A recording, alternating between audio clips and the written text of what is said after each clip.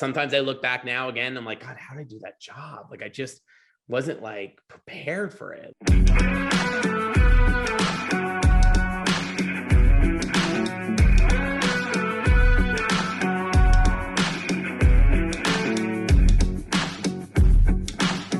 I actually worked with you on probably your first job, but step back a little bit and tell me, how did you get into TV? Did you go to school? I did not study TV in school. I wanted to be a lawyer. I watched TV. It was sort of like my escape as a kid. I think also being like a young gay kid. I loved the Brady Bunch. I thought 8 is Enough. Those were my friends. Like, I really thought they were my friends and they were safe. So after college, I was initially got into the mailroom at William Morris to work my way up to be an agent. And then I just, for some reason, thought like, I don't really want to be an agent. I knew I wanted to get into the page program. And so I would, on Fridays, I would walk down 57th Street to CBS studio. I'd go in and I would give the receptionist my resume and ask her to give it to the page program. And I did that probably for 6 months, every Friday. And finally, like 6 months later, someone I knew, after them seeing me do it for 6 months, made a phone call. What made you think that would eventually work? Or what gave you that idea to do that? I knew I had to do something. And I knew that I didn't know anybody in television. I knew that there was one famous person that my sister knew, but who didn't work in television, who worked in film. And I just thought, I don't know anybody. I'm not from a family of entertainment, so I got to do something. And so I just did it. I think that's just kind of my way. I knew no one was calling me. It wasn't going to just knock the door for me. I had to knock on the door, and I just did it. I was a page with like Sandra Lender, whose family owns Lender's Bagels. I was like, well, we ate Lender's Bagels. Like, we didn't own it. I did that, and I sat people at Letterman at Sullivan Theater, and then I would go to the Gap and fold clothes after. So I made a deal with the Gap. Could I come over at 7 and fold clothes 7 to 11 because I didn't have money. And the interesting thing about that is when I ended up being the executive producer of the show, that receptionist is still there. And she remembered me. Wow. I know. So I went in and I was like, remember me? She's like, I sure do. And then she was the receptionist. And she's like, I remember you coming here every week. And then I just kept doing the next thing. I don't know. I just was like, I got to keep working. I lived in like the West Village with 2 other pages. I just waited for my first job, which was at News Talk Television with you.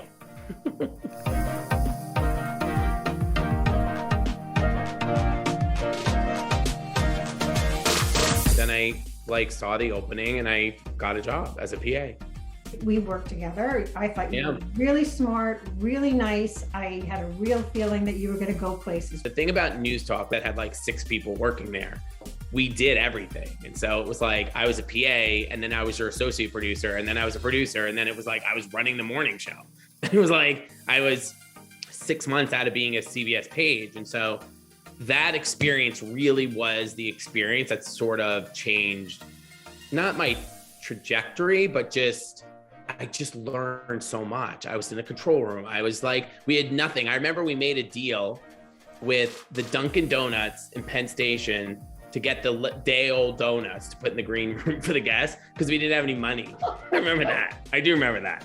And so that was what we served people, was like an old donut. But I don't know. It's like, you just had to be like, and so many great people came out of there. I mean, you were there. Jill Van Lokeren was there, who went on to Oprah, who's now for Table Talk. I ended up getting a call from the Montel Williams show. Jill Van Lokeren recommended me, and I went there for 6 months. And I don't even think I went there for 6 months. I think I went there for 3 months, and I couldn't do it. I did a show, Cheating on a Long Distance Lover, and I remember the young woman coming out after the show, and she's like, I trusted you.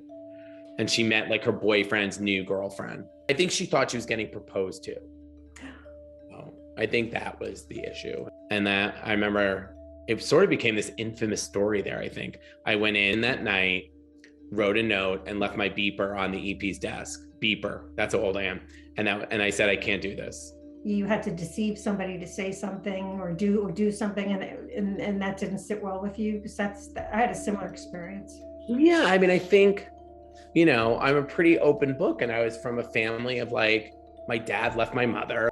I knew life is hard, and I didn't want to do that to people. The intention, obviously, of the show is never specifically to harm someone. It's just to get, to have controversy and make it interesting. Yeah, I didn't want to do that to people. I had gone from working at this cable network and getting on a big show, and I think I was there for maybe 2 shows, and they made me a producer, like after 2 shows. And, maybe like looking back, maybe that was it also. I wasn't really prepared. I feel like part of like some of the stuff I've done in my career is I've gotten put in these spots, not prepared for it, and then trying to work my way through it. And I did get promoted very quickly. And I think also like the show's called Cheating on a Long Distance Lover. Like you're coming to meet somebody that your boyfriend wants you to meet. People know what you're getting on those shows because at that point they've been around for a long time. But I also like when that person said that, I just was like, oh God, like it's not for me. I don't blame the show. Montel was great. The team was great. I didn't want to do that to people. And then I committed myself to never do that. Even with some of the, shows I've sold, cable shows I've won on the air now, I won't do anything that is intrinsically set up to like harm somebody. Yeah. So that was okay. It's a great learning experience. I learned an insane amount. That was like a turning point for me in like my career. I knew I didn't want to do news. And I knew I didn't want to do that kind of talk. And I knew that I wanted to really wanted to do like variety, big. I loved audiences. I love live. And I got lucky and got a job as a researcher on Rosie, the original, which was amazing. Now I'm friendly with Rosie, and she was great. It's great to me.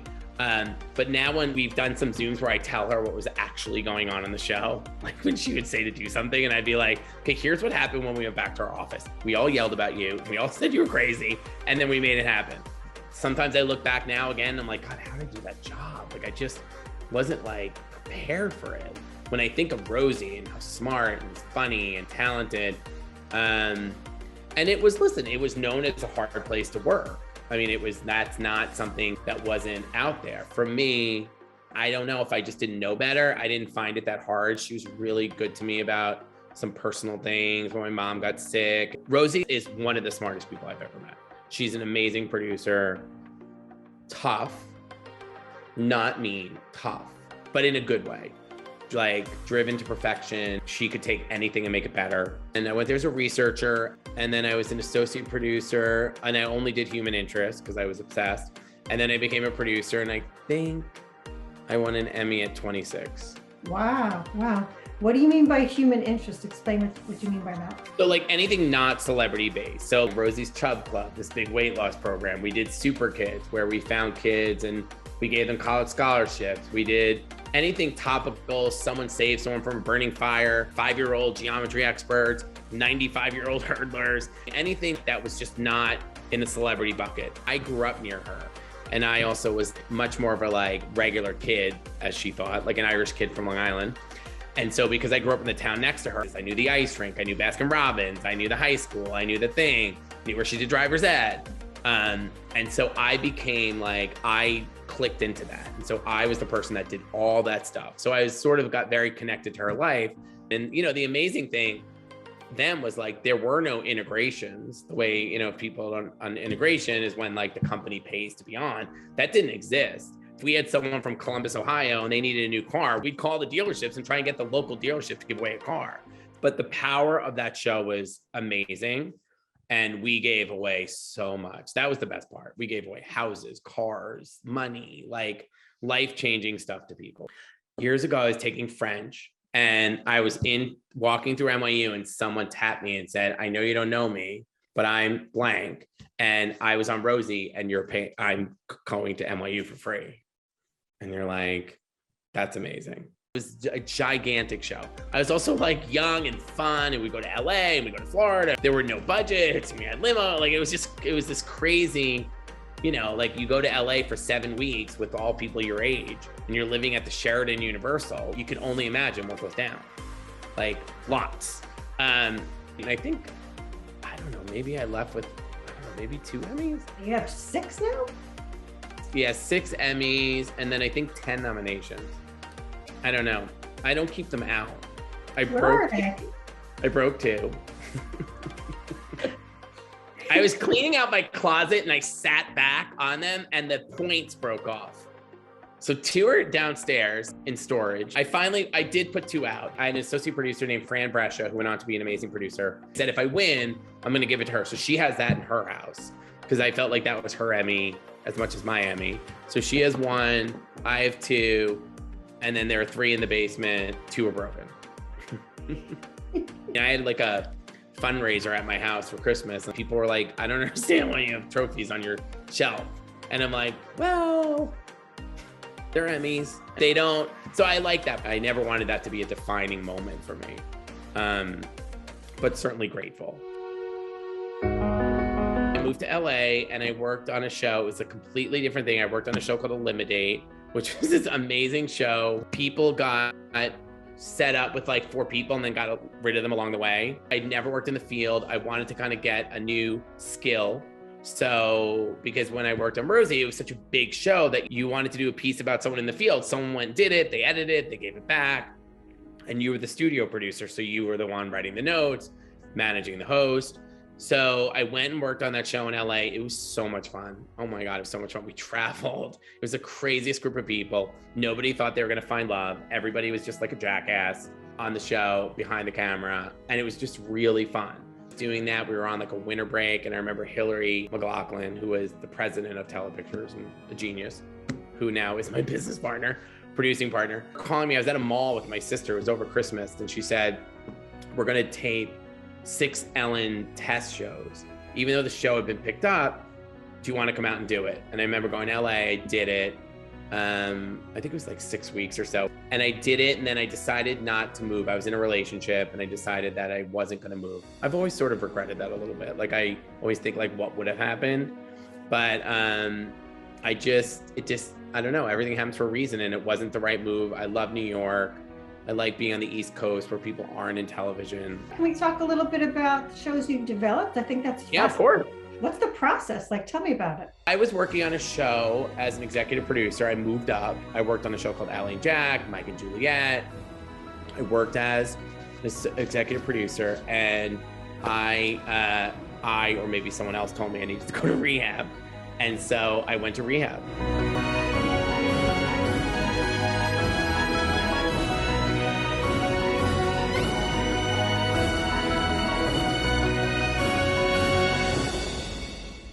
You know, I had built this career and then it literally everything went away. I mean, like everything went away.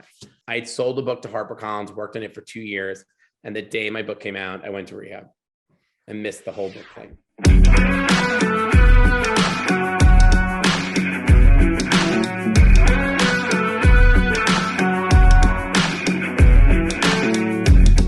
And I went to a place called Karen. That was amazing. And they told me to take a year off from work, not come back to the city. Hey, can you share what was your bottom? What made you go to rehab? Yeah, I mean, I think I was like probably unprepared in some way for the success, which I think a lot of people are. And I had won Emmys, and then sadly I had lost both my parents within a year. And I remember, it's funny because I didn't drink in high school. I wasn't really that guy. I remember it slowly kind of going off the track. I started to find what I would say was like my drug of choice. I did it, and then I didn't do it again for 9 months. And then I did it 6 months, and then 3 months. And then at the end, it was just like, it's time to go. And so I went, and I was in a relationship, and that ended. And they had said like, we don't think you should go back to New York. And I didn't really know where to go because everything had sort of fallen apart. And I felt terrible because I had a writing partner who, you know, I remember someone saying to me, you're on page 6, because there was something on page 6 about something like off the merry-go-round or something. And it was like Terrence Noonan is not promoting his book and got off the merry-go-round, and like HarperCollins, I gave some quote that was like, Terrence has decided to like spend time focusing on himself, which is like, Terrence has decided he's a mess and he's gonna go try and get better.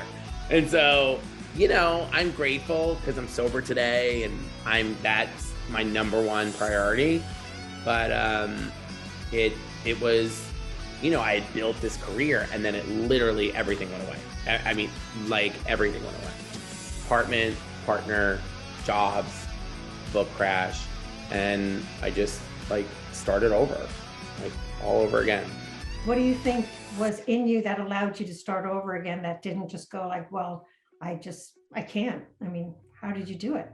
I do have resilience. So I do think that, I don't know if everybody's as resilient as the other, but I do think I just do have a strong resilience. I think I'm like competitive. I think I'm like creative. I think I'm driven.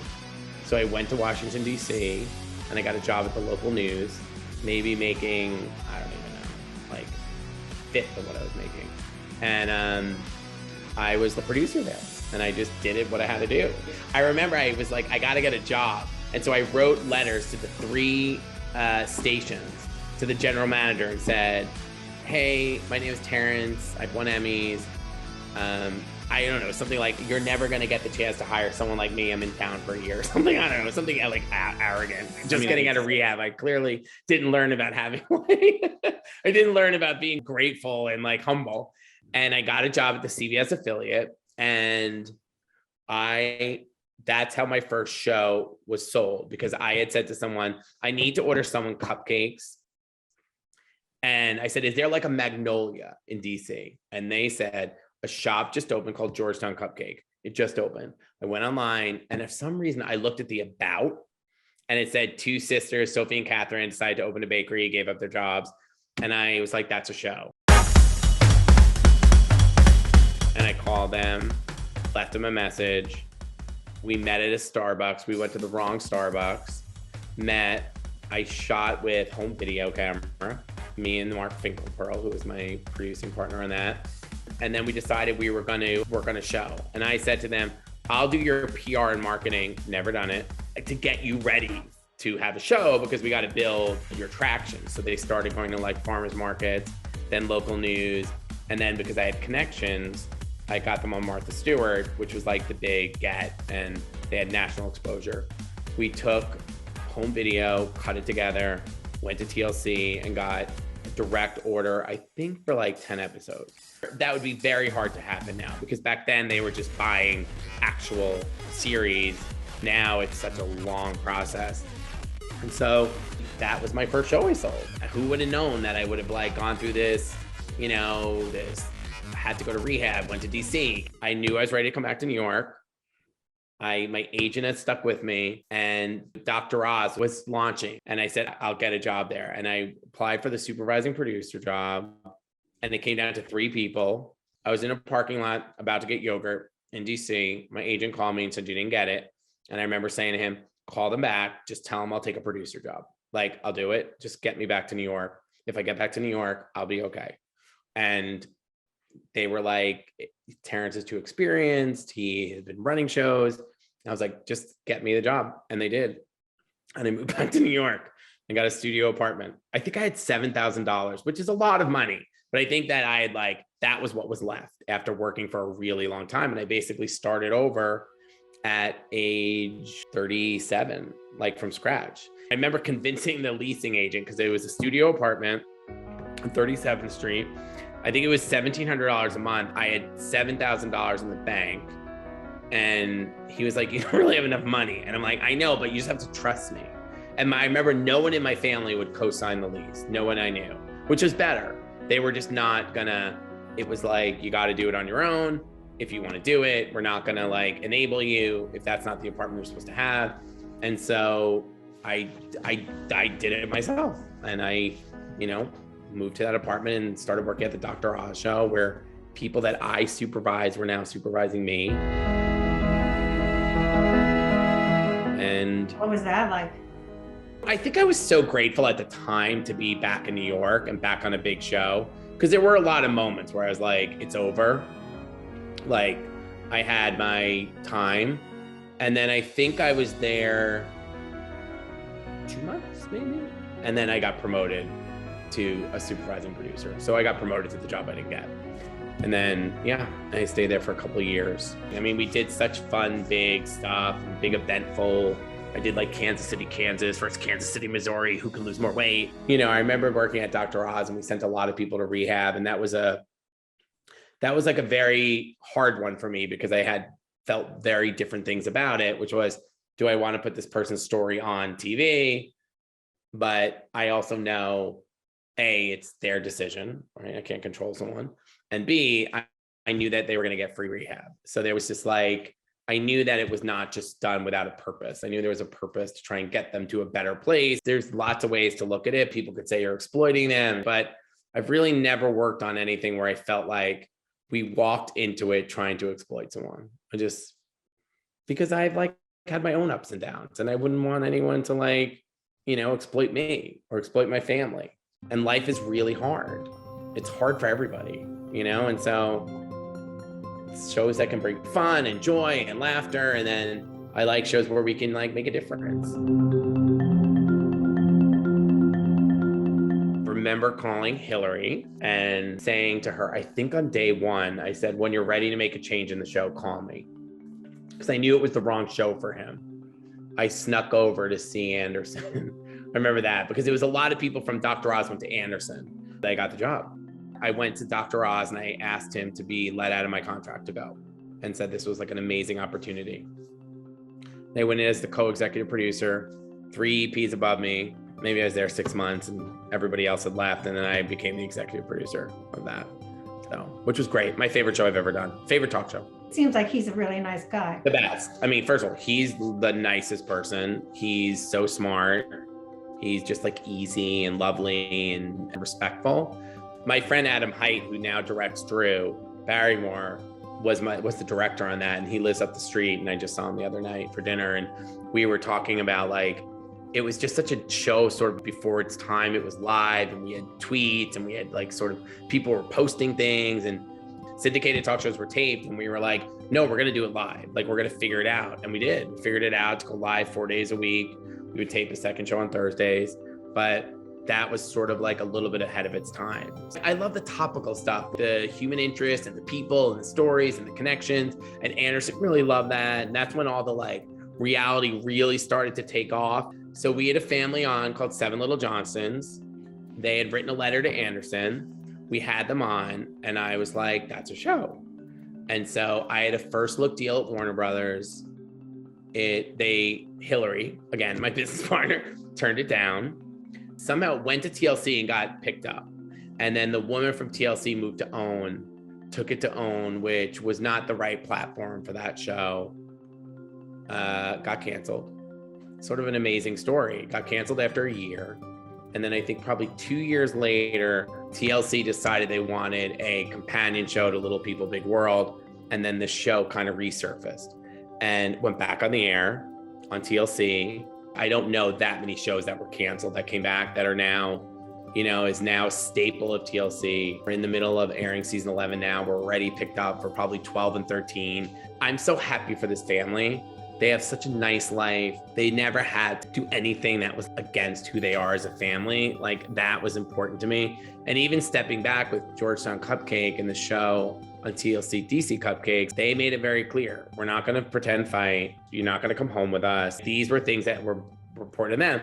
Now, I would say this to them. If they would have done that, would the show have probably been on many more years? Probably. But that was the commitment they made, and that was the commitment they made to them, and that was not the show that they wanted. And for people that are like thinking about ideas, watching ideas, like every production company is watching morning shows. Everyone looking for stories, reading Daily Mail, looking for stories. And so I thought to myself, wait, like I work at one of these shows.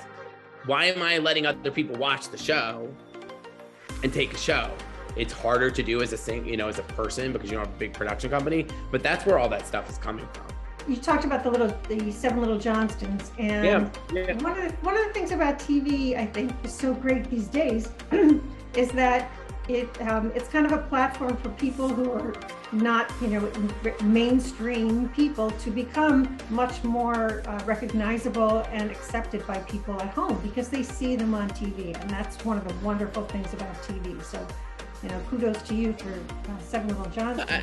I think they've normalized, what people might seem as abnormal. It's like gay people, you gay people in relationships, you got the same old problems that straight people have. It's like they have the same problems, and people want an inside look at what life is like for other people. Oh, you want to meet my dog? Come Yes. on, meet my dog. Niko was the mascot on Anderson. And so he was on the show, right? And people would send us portraits and paintings and like so sweet of like my husband, Niko, and I. They'd make portraits and photos and watercolors and send us all the stuff. But Niko became the dog that all the celebrities would carry out. Oh, what a face.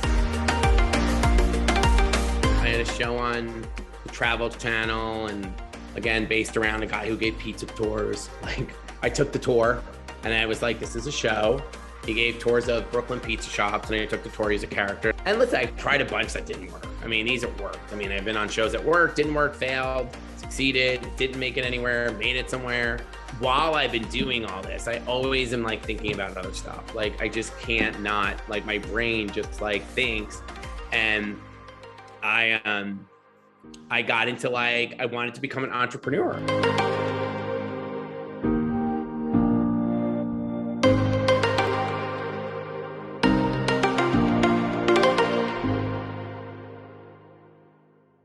You know, I remember being in the newsroom. People had been there for like 10 years and 15 years, and probably something so lovely about being in the same job for so long, but I just couldn't do it. It's just not me.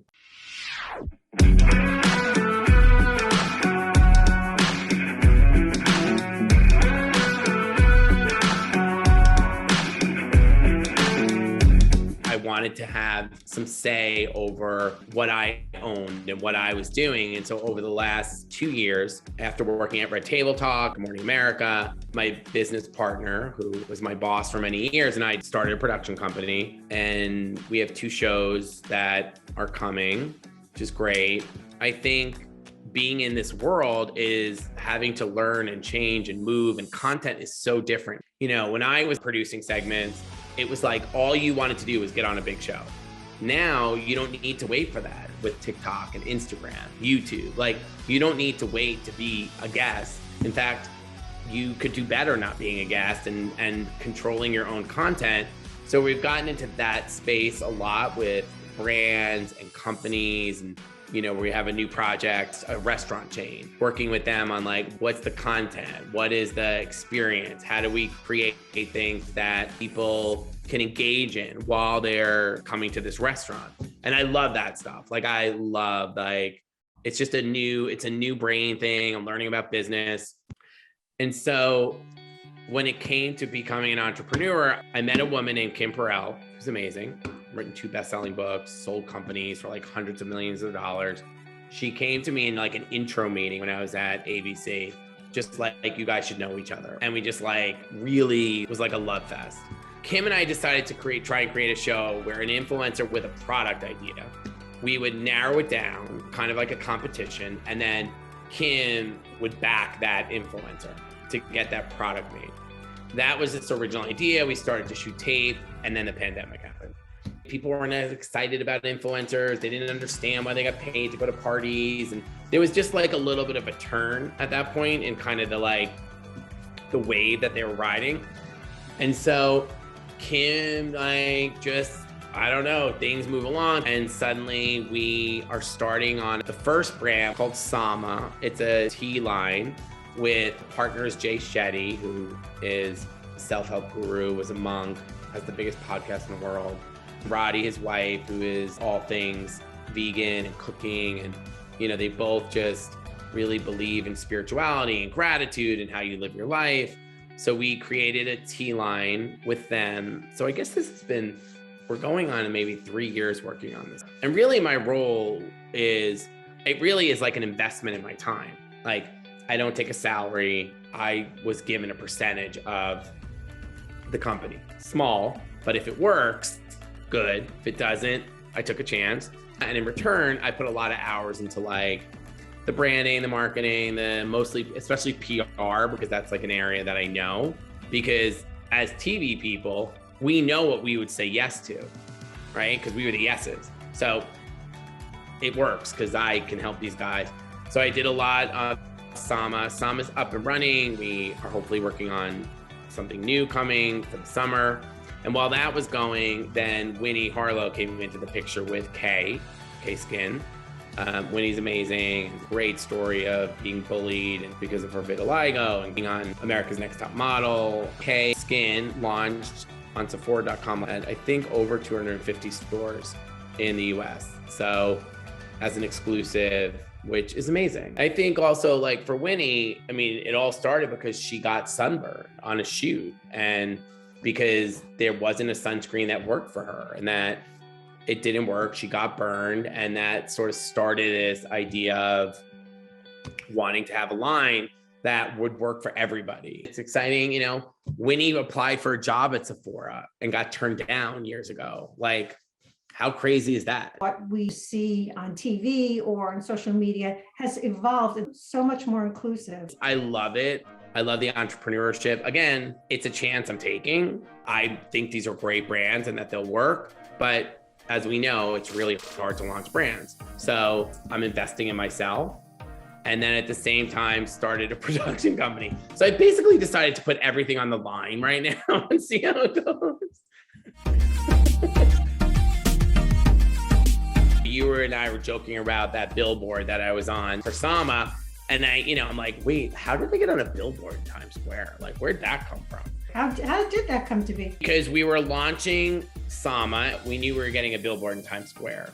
And the way that we had set it up was that people could, once the billboard was up, tag into Sama, and then their billboard, their photo would go up in the billboard. So it was this idea of like putting other people in it. But we needed to start with people. I think they needed an old guy. So they called me, and I know that it's our team and they're great. And I literally took a picture in this kitchen. People have said to me like, oh my God, that picture is so great, blah, blah. First of all, it's like fully filtered. Secondly, I literally took my phone, I leaned it against the kitchen sink and took the photo. And I was like, here you go. So I don't know, I'm so lucky, even all like everybody's got stuff that happens, but even through all that, I'm so lucky. Who gets to do this? I don't take for granted that my mother shot with coupons and that I went to the Gap every night so I could like afford to live. Nothing is simple. I mean, I had a coach for a long time that helped me navigate how to be a good manager, how not to yell at people, how to respect people's time. You're not really taught that. I live in a world where we make amends to people. There's lots of people I've made amends to for my behavior, like not being a great person, not respecting their time, not, just not. And that's just all like in the process of figuring it out and growing up. You don't seem to be scared that you're going to fail. That's what I'm always in awe about you. I've always thought like, if I don't do it, somebody else will. I had a moment last week with Kim, who's the founder of these two brands. You watch the ebbs and flows of a business. And she sent me this funny cartoon or this funny graph about like being an entrepreneur, how it's like, one day it's great, the next day it's up, the next day it's down, next day it's up, next day it's down. And so, I still find that part hard and like, am I making the right decision? Should I just work on a big show and not try and navigate a company and, doing extra consulting to make sure that I have income and and I'm grateful because I have stuff, but it's scary. I just don't know. I don't know if I don't try and sell a brand around Winnie Harlow, someone else will. So I'm like, all right, I'll try. And if it doesn't work, I don't know. My sort of saying is like, I've taught my nieces, this is just like, keep it moving. You gotta just keep it moving, people. Keep it moving, keep moving. Life is gonna throw you curveballs. Shows get canceled, products get canceled, things work, things don't work. But like, someone taught me this thing a long time ago, which is that you set a timer. So like, you get really disappointed about something. So it could be work, it could be life. You set a timer for 5 minutes or however long, you let yourself be so unhappy about it, so angry, unhappy. And then when that time goes off, you try and push through it and maybe you need to have another, but you don't sit in it. You just give yourself time to allow it. And there have been shows canceled that I was so upset when Anderson got canceled. It was such a great show. It deserved to keep going and it didn't. And that was like a very devastating blow, but it is what it is, right? It's still canceled no matter what I do. And so, I mean, part of having this company now, this production company, like it's brutal out there. I mean, it is brutal right now selling shows. It's tough. You're competing against so many other like bigger production companies that you can't compete with. We're probably going to get an investment from a venture, which will be great. We're hoping that will just allow us to compete because, part of being in TV and creating ideas is that you're, like it's me and my business partner, we are doing everything. Like we didn't start a company with like assistants and bookers and, I mean, now we have something in, production. So we do have a team that is doing that. But like, if I see a story, right, I'm DMing the person, we're working on something right now that we're casting. Like I don't get a tape of possibilities set. It's we get on Zooms and we meet 15 people and we decide if that's worth it. So, I've never been above it, the work. Like I, in fact, I don't miss some of this work. Like I don't know how to set up a Zoom, which is why, again, I was late because I literally cannot set a Zoom. I can't set a schedule. Am I a good editor? No. Am I good at spelling? No. Am I great like with people? Yes. Can I get stuff out of people? Yes. Am I creative? Yes. Can I write treatments? Yes. But like, I know what I'm not good at. I don't want to try and do it. I'll just say this, like the other thing that I think is like, how do you embrace all these other like platforms? Like it's me, it's like, I don't know, there was one platform, TV, like that's it. Now it's like TikTok, Instagram, YouTube, like where can you find your audience? And then also, what do you need to produce for each one? And it's fun. I'll tell you a funny story. When we were launching Sama, I have all the young kids. They all think I'm like the old guy. And they're all like, the Instagram, the influencers. I'm like, that's how we're going to, okay. I'm like, here's what we got to do. We got to get on Ellen and we got to get on Dr. Oz. No. Get on Ellen, get on Dr. Oz. Sales like crazy. So like all this stuff is happening, but like there is still a giant audience in that broadcast world.